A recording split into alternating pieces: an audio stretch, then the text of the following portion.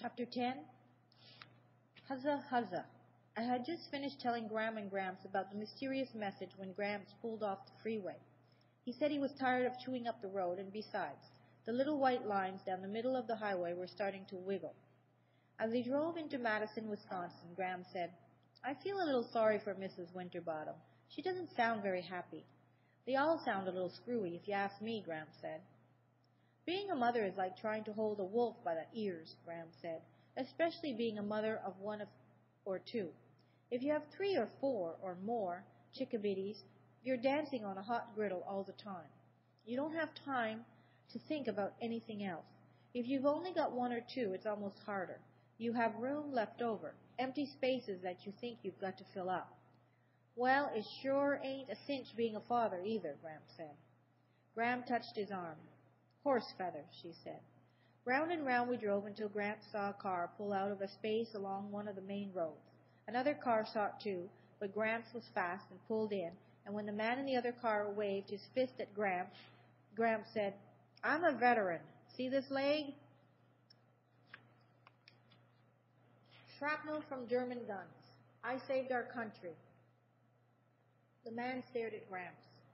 We did not have the correct change for the parking meter, so Gramps wrote a long note about how he was a visitor from Bybanks, Kentucky, and he was a World War veteran with German shrapnel in his leg, and he kindly appreciated the members of the fair city of Madison allowing him to park in this space, even though he did not have the correct change for the meter. He put this note on the dashboard. "Is it true?" I asked him. "Do you really have German shrapnel in your leg?" Gramps looked up at the sky. "Mighty nice day," he said. The shrapnel was imaginary. Sometimes I'm a little slow to figure these things out. My father once said I was as gullible as a fish. I thought he said edible. I thought he meant I was tasty. Graham said, "Where do you think the main action is?" Gramps looked all around. He stepped out in the middle of the road and hailed the bus, which was bearing down on him. He spoke to the driver for a minute and then waved us all aboard. The city of Madison sprawls between 2 lakes, Lake Mendota and Lake Manana. And dribbling out of these lakes are other smaller lakes. There are about 1 million parks and 1 million bicycles with special policemen and traffic lights just for bicyclists. It seemed as if the whole city was on vacation, with people riding around on their bikes and walking along the lakes and feeding the ducks and eating and canoeing and windsurfing. I'd never seen anything like it. Graham kept saying, "Huzza, huzza." She was so excited. There's a whole part of the city where no cars can go, and thousands of people stroll around eating ice cream. We stopped at the Sunprint Cafe and ate banana muffins. A little later, we went into Ella's Kosher Deli, an ice cream parlor, and ate pastrami sandwiches and kosher dill pickles, followed by raspberry ice cream. After we walked around some more, we were hungry again, and so we went into the Steep and Brew and had lemon tea and blueberry muffins. All the while I heard the whispers. "Rush, hurry, rush." Graham and Gramps moved so slowly.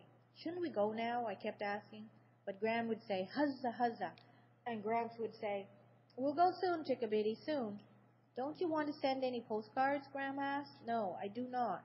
"Not even to your daddy?" "No, I do not." There was a good reason for this. All along her trip, my mother had sent me postcards.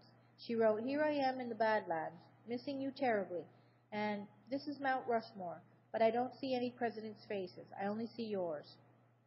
The last postcard arrived 2 days after we found out she wasn't coming back. It was from Coeur d'Alene, Idaho. On the front was a picture of a beautiful blue lake surrounded by tall evergreens. On the back she had written, "Tomorrow I'll be in Lewiston. I love you, my Salamanca tree." "I sure hate to get back on the road," Graham said, "but time's a-wasting." Yes, I thought, yes, yes, yes.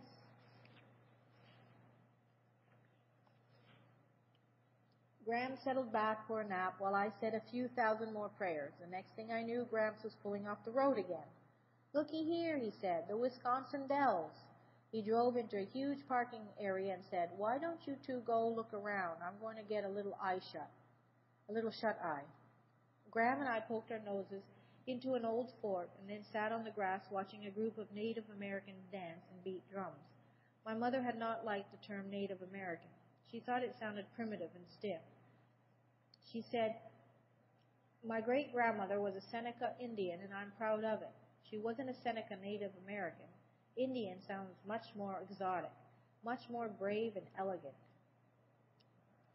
In school, our teacher told us we had to say Native American, but I agreed with my mother. Indian sounded much better. My mother and I liked this Indianness in our background. She said this exotic substance in our blood made us appreciate the gifts of nature. It made us closer to the land. I lay back and closed my eyes, listening to the drums beat, rush, rush, rush, and the dancers chant, hurry, hurry, hurry. Someone was jingling bells, too, and for a moment I thought of Christmas and sleigh bells. When I opened my eyes again, Graham was gone. I glanced around, trying to remember where we had parked. I looked through the crowd, back at the trees, over at the concession stand. They've gone, I thought. They've left me. I started pushing through the people. The crowd was clapping. The drums were beating. I was all turned around and could not remember which way we had come. There were 3 signs indicating different parking areas. The drums got louder and louder. I pushed further into the crowd of people, who were now clapping louder in time with the drums. The Indians had formed 2 circles, one inside the other, and were hopping up and down. The men danced in the outer circle and wore feather headdresses and short leather aprons. On their feet were moccasins, and I thought again about Phoebe's message. Don't judge a man until you've walked 2 moons in his moccasins. Inside the circle of men, the women in long dresses and ropes of beads had joined arms and were dancing around one older woman who was wearing a regular cotton dress. On her head was an enormous headdress, which had slipped down over her forehead. I looked closer. The woman in the center was hopping up and down. On her feet were flat white shoes. In the space between drum beats, I heard her say, "Huzza, huzza." It was Graham.